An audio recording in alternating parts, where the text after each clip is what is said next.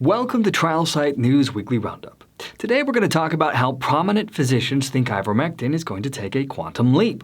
Then, a California nurse succumbs to COVID-19 despite vaccination from Pfizer, a scenario not entirely unexpected. And finally, healthcare bedlam. Widespread vaccination by April.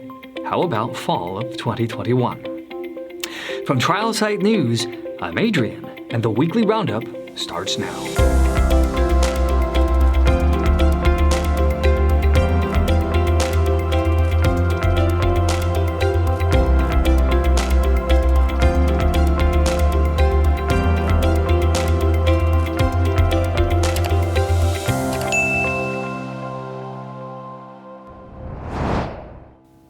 Dr. Choudhury Hasan, an associate clinical professor working for Mount Sinai Health System in New York, and Pauline Francisca Gomes, a research fellow with Shomman Foundation in Bangladesh, recently authored a piece arguing that mounting evidence supports ivermectin as a possible treatment against the novel coronavirus. Now, although there have been a couple of vaccines authorized under emergency use, up to 40% of the American public are leery of accepting this as an option in the short run. Little is known of the long-term benefit of these experimental vaccines other than after a few months of data covering just a couple hundred individuals that fell ill to the pathogen, no one can say the true efficacy nor how long immunity is ensured, if at all. Moreover, after $12.5 billion of public expenditure involving Operation Warp Speed, there is little to show in the form of therapies, as the novel monoclonal antibodies approved under experimental use also raised just as many issues as they do answers. But as we here at TrialSite News have consistently published, there is an existing FDA-approved drug, ivermectin, used by billions annually to fight parasites. That evidence is considerable promise, even as a pre-exposure prophylaxis targeting COVID-19. However, there are those who believe it's too good to be true. After all, how could so many smart people in the global power centers of research and regulatory affairs, both in America and in Europe, not have seen this coming? Now, at the same time, you have the general media doing nominal coverage at best, even going so far as to bash those that even dare to question the current narrative about COVID-19. So, let's take a look at the pre-exposure prophylaxis potential. Professor Hasan isn't a lightweight.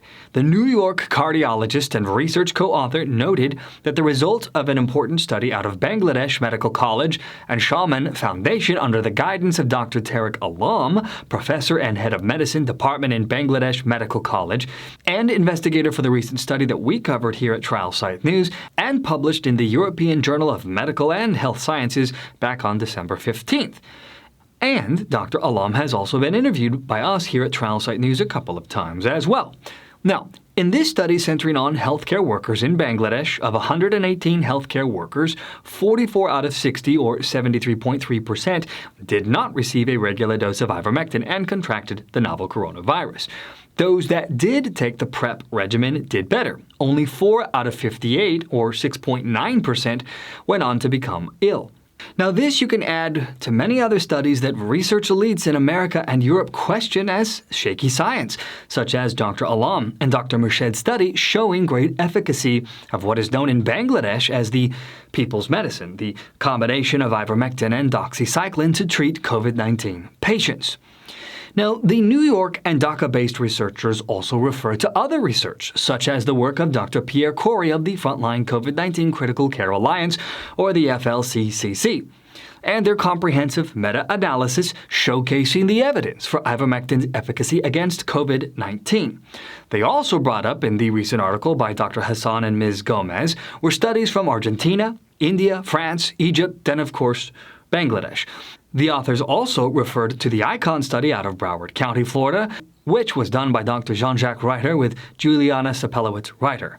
Now, of the 173 patients at 4 hospitals during the ICON study who were given ivermectin, they experienced a far lower mortality rate of 39% of those in a group of 107 patients who weren't given the antiparasitic medication, which had a 81% death rate. Now, we here at TrialSite News discovered ivermectin by simply chronicling study after study that evidenced some form of positive result for our viewership. Journalists and analysts associated with TrialSite News have wondered why more people weren't interested. Why weren't research agencies tasked with looking at repurposing existing approved drugs not curious? Why was the mainstream media so silent? Why was there so much hostility vented at anyone that dared suggest a different narrative? Well, the answer, it does appear, to be all about money. You see, months after the Monash University findings that ivermectin in a lab cell culture obliterated COVID-19, the most powerful, well-endowed research agencies were working with commercial pharma to accelerate vaccines and monoclonal antibodies therapies as well as antivirals such as remdesivir. So, the research train had left the station, and stopping everything to look at some cheap, widely available drug used almost exclusively in the third world didn't seem to give anyone pause. And besides, too much capital was now committed anyway. The race for a vaccine and high-end monoclonal antibodies, as well as commercial antivirals, was on, and the NIH and Big Pharma would save the day. But that led to what we believe was another key rationale for the avoidance of any ivermectin investigation: pure ego-driven hubris.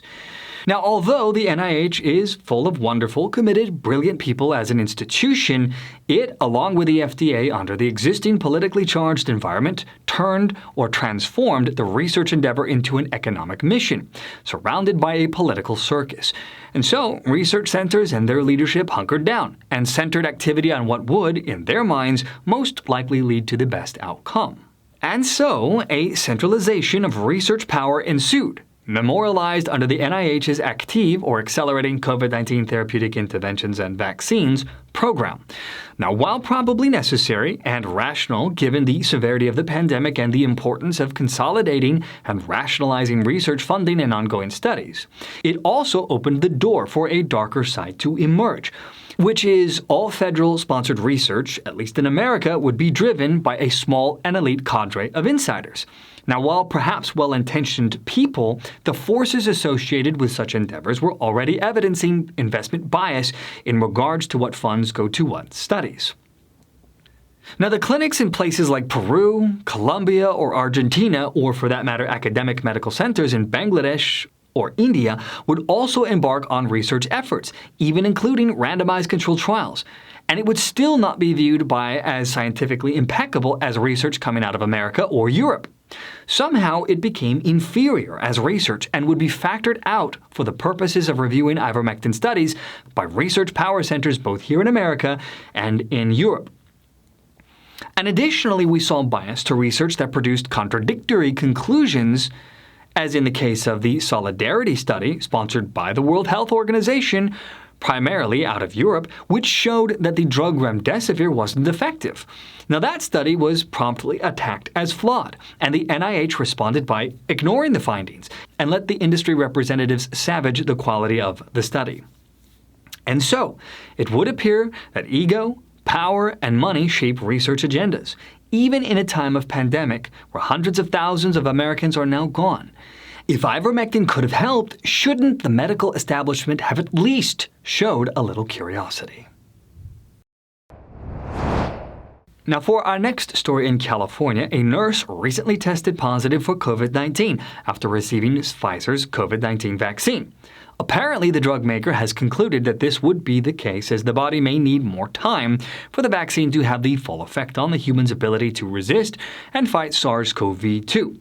Now, in a statement recently to Reuters, Pfizer declared that they will review all available information on this case and all reports of any confirmed diagnosis following vaccination. So the nurse reported on a Facebook post on December 18th that he had received the vaccine jab and then told an ABC News affiliate that although his arm was sore, he experienced no real side effects. However, just 6 days later on Christmas Eve, he became ill after working a shift in the COVID-19 unit, succumbing to chills, muscle aches, and flu-like symptoms. After visiting a drive-up testing facility at a hospital, he wound up positive for COVID-19. Now, apparently the vaccine does afford protection in the first week to 10 days with a first dose, and the company recently claimed much more after the second dose. This is clear evidence for the need for the two-dose regimen. Because the body hadn't built a full immune response yet and the need for the second jab, experts believe that the scenario surrounding the nurse, Matthew, could happen again. The key is for health professionals to be very careful, vaccinated or not. And of course, we'll keep you posted on this story as it continues to develop.